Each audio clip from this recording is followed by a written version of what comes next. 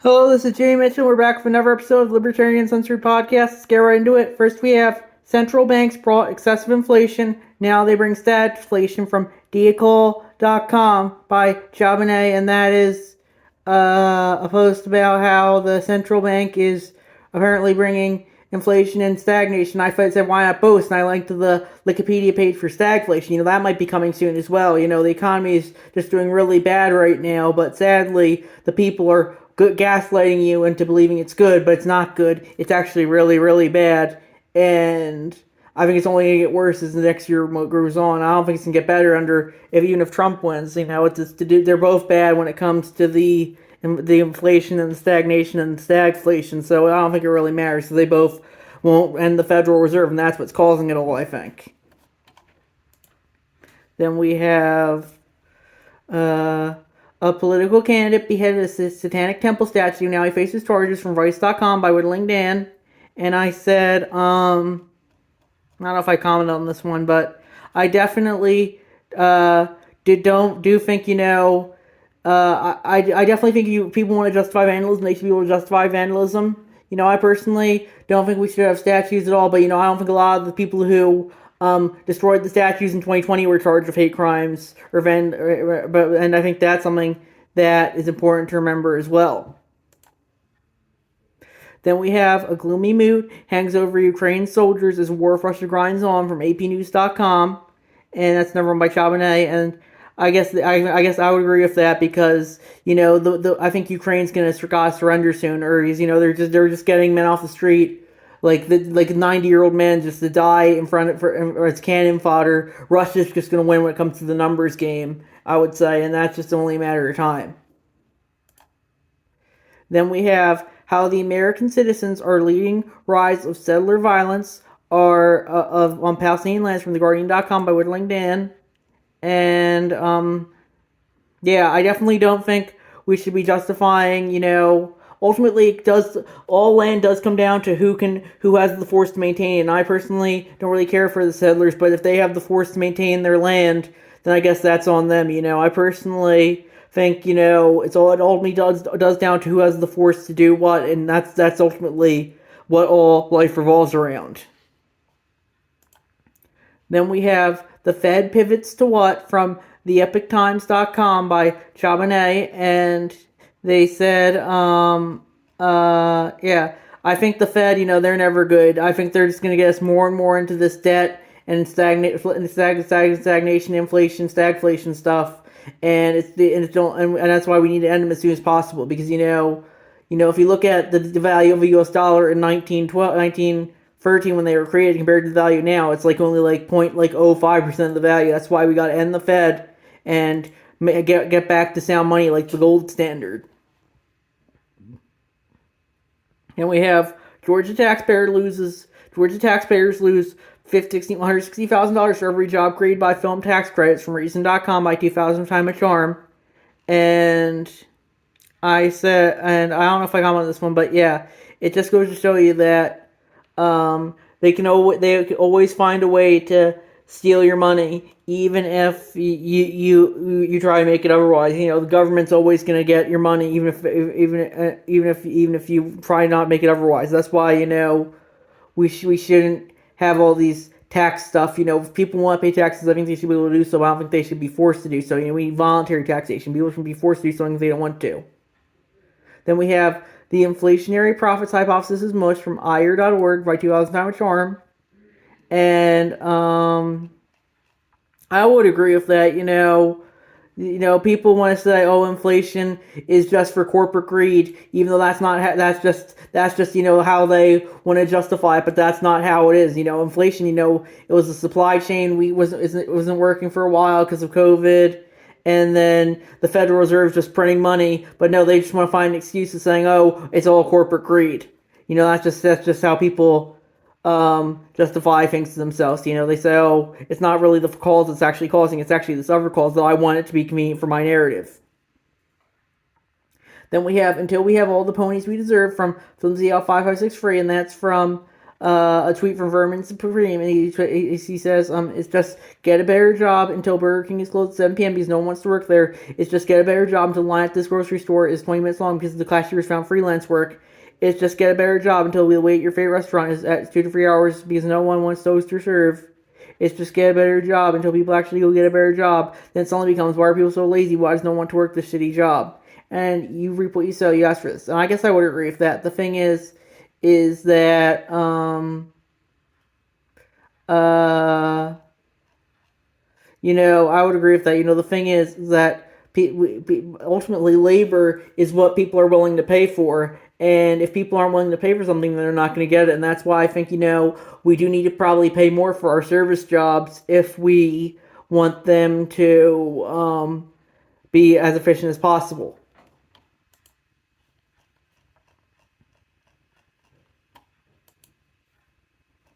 Then we have Arizona governor sends National Guard to border, citing feds in action on migrant influx from the EpochTimes.com by Chabanette. And yeah, it's interesting, especially because they're a Democrat. And yeah, I definitely think that's interesting. So yeah, so I definitely think National Guard is more justified to use them in state than out of state. But with that being said, I don't want the government just telling the National Guard what to do and what not to do, and that's not something that I really care for. National Guard in that regard is pretty much just a state private military force, and that's not something that I personally really care for either. That's why I think we need to defend the guard legislation so they can't send them to other states or conflict zones without the consent of the people. I would say. Then we have Harvard won't condemn Claudine Gay because she's a high pedigree minority professor, says from nypost.com by 2000 Time of Charm. And I said, classic Ivy League idpol here. Yeah, I personally think, we should have as much free speech as possible. So I do think, but I know Harvard, that they don't care. They would arrest you for accidentally misgendering someone there and kick you out of school. But you can call for genocide of Israelis because the narrative says so. So that's always important to remember as well. I think we need support all speech, but they're just using free speech as an excuse because they don't believe in free speech when it comes to the LGBT community, only against the Israelis because the narrative says so. Then we have California DOJ implements emergency CCW regulations limiting firearms instructors from GunCoyote.news from Rich Chabanette. And I said I didn't say anything on this one, but I definitely do think we shouldn't have any regulations at all because regulations are innately authoritarian. I would say the same with laws to an extent. If people want to make their own laws and have the power to have laws and regulations and the power to enforce them, more power to them. But the thing is, the law is innately and the regulations are innately authoritarian. And we have Rolls-Royce in talks to build mini nukes in Ukraine from telegraph.co.uk by Chabanette. And I didn't say anything to that one, but yeah, that looks interesting. I guess it's always interesting how how the military-industrial complex is trying to find a way to money, even if it's not traditional military-industrial complex companies like Rolls-Royce. Then we have Michigan bill would set foundation to end unconstitutional National Guard deployments from blog.10thamendmentcenter.com by Chabanette. And I think that's good. That was the Defend the Guard bill I was talking about earlier. We need to end these unconstitutional National Guard deployments. We can't just have the state violating the Constitution, even though that's pretty much all they do these days. Then we have the U.S. labor movement experienced a breakthrough year in 2023. In 2023, 500,000 workers, including machinists, teachers, baristas, nurses, hotel staff, actors, screenwriters, auto workers, went on strike and won. Their historic gains underscore the momentum of a rising reform movement in U.S. unions from Jacobin.com by Whittling Dan, and it's crossers from the Majority Report subreddit.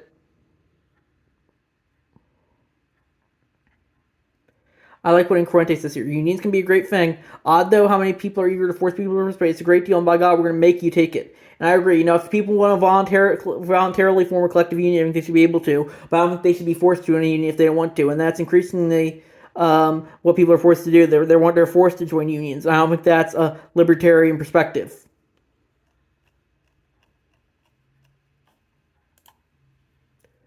Then we have how Palestinians and others are becoming doctors in Cuba for free from a link down across borders from the socialism subreddit.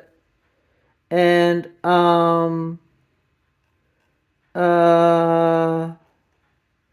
yeah, I definitely don't think that's I think that's good, but I think that's just kind of propaganda as well, because Cuba's an authoritarian country, and that's just kind of justifying how how many of the Cubans defect as well.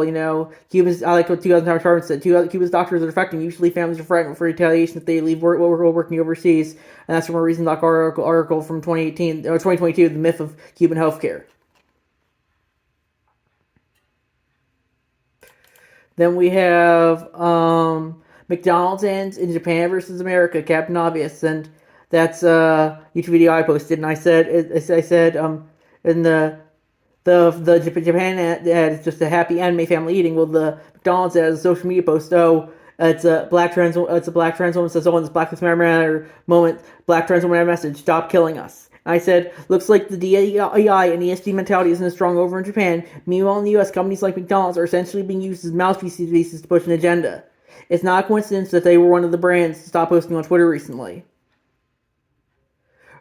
Right now, we have I personally don't. I don't think we should have like a DeSantis laws be force companies be anti woke. But that's not the correct answer. But right now, we have the government giving privileges to companies that are woke, and I don't think that is libertarian either. This subreddit's faults on the big corps are interesting. They supposedly hate them, but then they tweet out trans rights, and suddenly they aren't so bad anymore.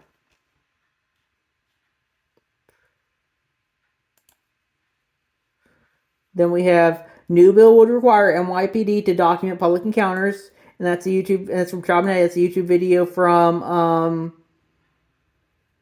Fox 5 New York, and yeah, I definitely do think that is a good thing. I think we need as much police accountability as possible. That's my thoughts on that issue. Then we have St. Louis police crash into LGBTQ bar, arrest its owner, and file a felony charge against bar owner to be held without bond, from riverfronttimes.com by Whittling Dan, and as a crossover from the Arsless Law subreddit. And yeah, I definitely agree. That's another reason why we need more police accountability. Same for all government accountability, I would say, just like politician accountability or firefighter accountability, etc., etc. If you work for the government, you should be held accountable for your misdeeds. Then we have encouraging more posting from Whittling Dan.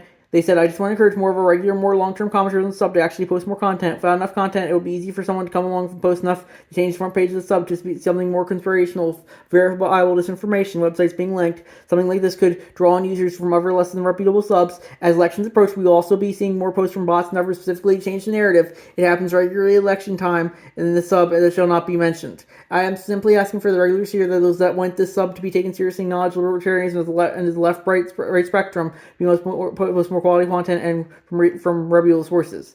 And I said, would be good, I could upload my podcast more frequently. You should try to get one out for every 20-25 posts on the subreddit. That's what I'm doing right now. It's that's good.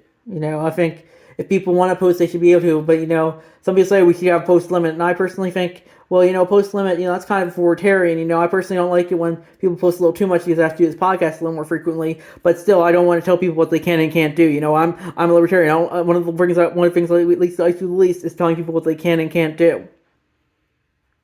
Then we have no senator warned you won't get a wealth tax from the Supreme Court. Progressives had hoped that the Supreme Court decision in Moore versus U.S. might greenlight a tax on appreciated access from the EpochTimes.com by Charbonnet. And yeah, I personally don't think a wealth tax would be a good idea.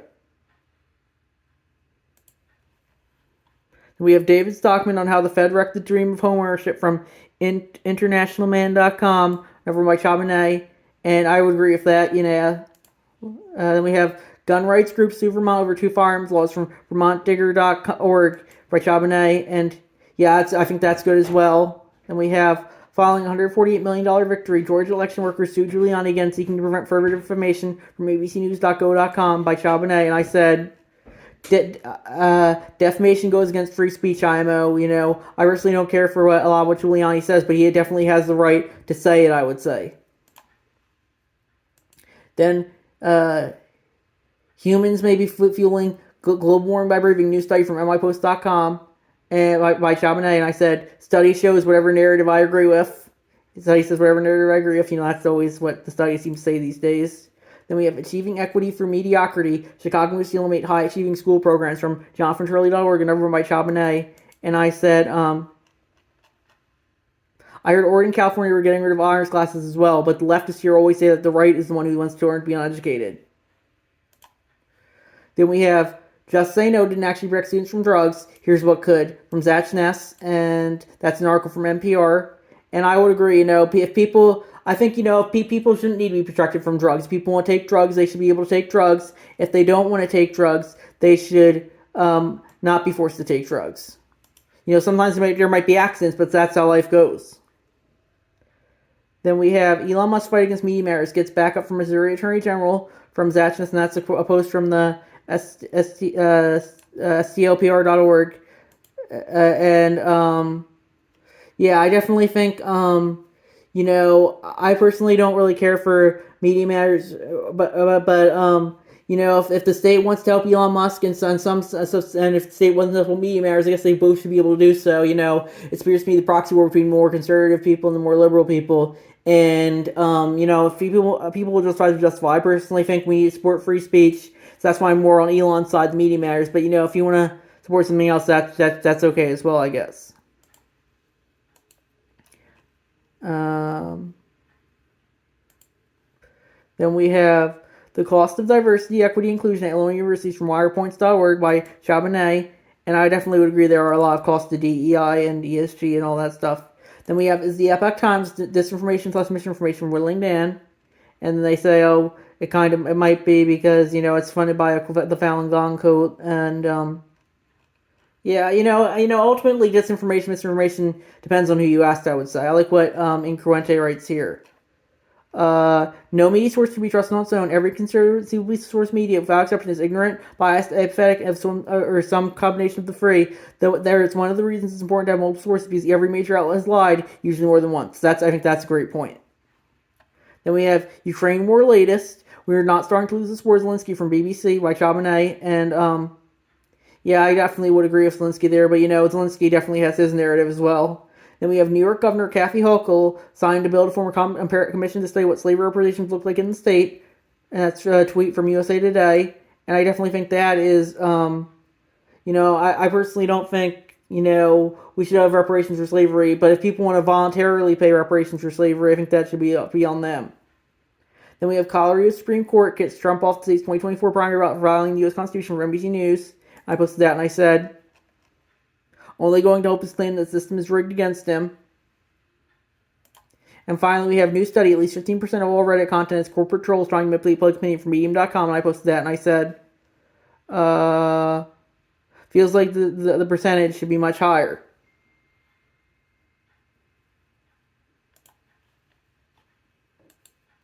And we have another new one. Bill to ban gun cat files near vote in the Senate from MLN.com. I definitely would agree we shouldn't be banning guns because, people are just going to get them illegally. So I think that's going to be it for me, and I'll see you guys next episode. Bye.